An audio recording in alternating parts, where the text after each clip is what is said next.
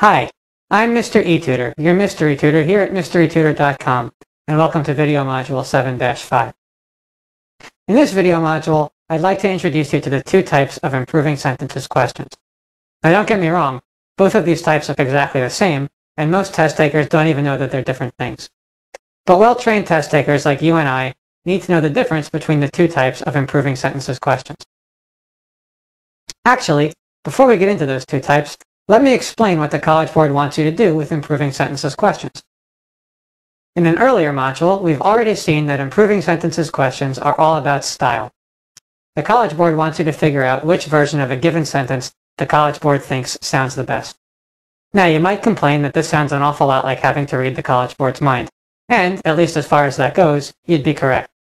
But the good thing for us is that what the College Board considers to be stylistically appropriate is standardized, just like every other aspect of every other multiple choice question that we've looked at so far. So, our goal is not to worry about how we should read the College Board's mind, but rather, our goal is to look at all of the existing improving sentences questions that are published by the College Board and figure out what they have in common, so that we'll know in the future exactly what the College Board is going to reward and exactly what it's going to punish.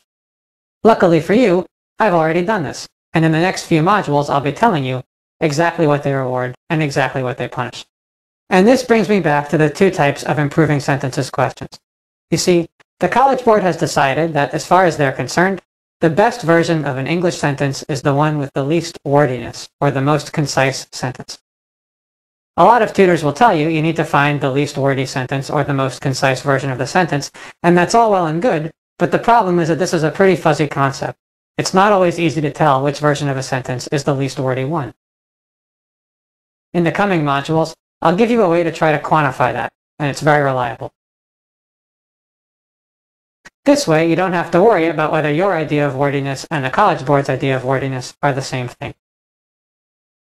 But before we get to that, it's necessary to understand the two types of improving sentences question. The first type of improving sentences question has an underlined portion that is 5 words long or longer. Most improving sentences questions will fall into this type, and these questions are the ones that we'll analyze using a set of standards I'll discuss in the next module.